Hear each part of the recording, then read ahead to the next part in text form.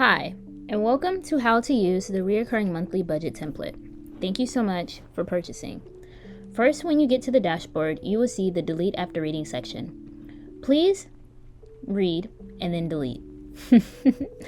As we scroll down, we will get to the main dashboard section. Here's where you can put your name, here's where your reoccurring months will happen, and here's where your overall savings goals will go. Let's break it down. Here at the monthly budgets, each month on the first day of each month, you will have a brand new month that will automatically upload. But if you need a new month before the first of each month, go right here to new and click month name here. Then you will have a new page. Then you scroll down to overall savings goals. This is not connected to any months because this is for all of your savings goals overall. So let's say you have a savings goal of summer 2026 trip to St. Lucia, and your goal amount is, let's say, $5,000. Each month after you do your monthly budget, you can come here and type in how much you have saved so far, and it will tell you your progress. Now let's go into the monthly budgets. Here we click it and it says month name here. Let's do my monthly budget because it's January. As you scroll down, you can see accounts and income. Accounts, you can put any accounts that you want to refer to, reference, or to keep up with. Here we have checking account, credit card, and high yield savings. So let's put in a fictional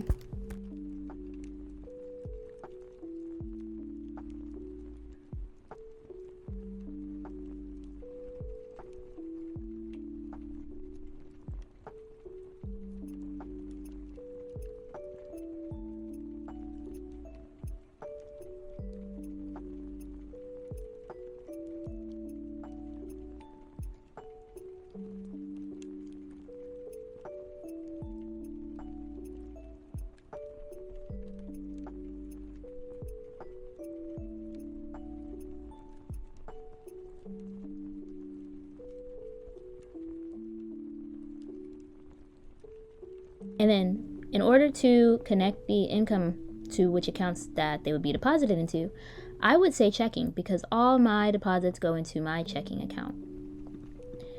And you see here, it tells you incoming, you have $4,120 in the total balance right now in this checking account, and you don't have any outgoing, but that's okay. We'll get into that soon. Here we'll go to monthly budget summary, which is a quick snapshot of your monthly budget that you have done so far, of how much you spent and how much you have left to spend. In order to type in there, everything would be automatic besides these last two properties, which we'll get into next. The bills and subscription tracker is where you can see your bills visually on the month calendar or in the table view. So let's put some bills here.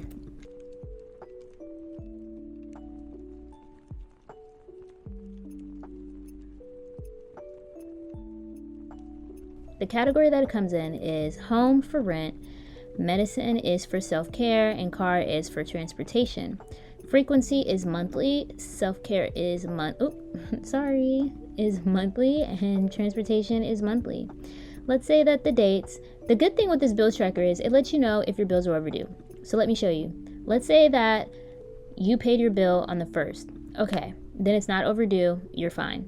But let's say your bill is due on the 17th and you paid it on the 17th. Then it will show you that your bill is overdue. But let's say your bill isn't due until the 29th. Then your bill is not overdue. You just haven't paid it yet, so it's not started. You would want to add it to your monthly budget summary to keep it current and updated. So when you go to the calendar view, this is what it would look like. But if you scroll back up to the monthly budget summary, see how it automatically goes here. Okay, so as we keep scrolling down, we go to budget categories. Budget categories is for the categories within your budget, not the individual expenses, but what makes up the individual expenses. So we have type, which is it fixed or variable, because this budget template is based on the 50-20-30 budgeting system that we budgeted for the home category to being 3,000. And let's say we budgeted the self-care category to being $150. And we did the current month summary as we put here. Let's go down to the individual expenses. Let's say for the home category, we did rent. And let's say we paid the rent, and let's say the outgoing amount was $1,500, and let's say the category is home. And then let's say we have a sugar wax that we plan to get on the 28th, and let's say that that was $90, and it's connected to the self-care. We now add it to the account that we'd be charging it to, so we'd be charging it to our credit card.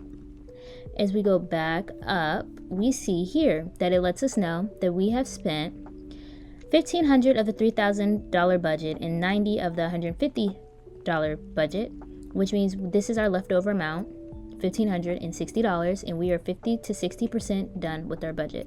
In order to see this in a more aesthetic view, press the budget categories gallery, where you can see all your budget categories and how much you have spent so far, as well as the graph to help you visually see as well. If we scroll back all the way up to our monthly budget summary, it will show us how much we have spent and how much we have left to spend for the month. We have spent $1,590 and we have $1,560 left to spend. It also shows us our credit card as well. As you can see, our expenses that we link to our credit card lets us know that our outgoing is $1,590 and our balance total is negative. But that's because we didn't say our starting balance. So let's say we started this month with a fresh credit card bill, not owing anything. But we don't have any money going onto the credit card because we're using it instead. It's okay for the balance total to be negative if you use your credit card as a debit card. When it comes to income, if you're using this as, I would say, your debit card instead of just your checking account, it works the same way. I hope that makes sense. As you scroll all the way down, you will see your savings goal. So let's say this month you want to save for your summer trip to St. Lucia, and let's say your goal this month is $200, and so far you've only saved $100. You're 50% to your goal. But if you go back to your home dashboard, you go here and say, okay, I added $200, well look, you're 54%. I hope this tutorial really helped. Thank you so much for purchasing.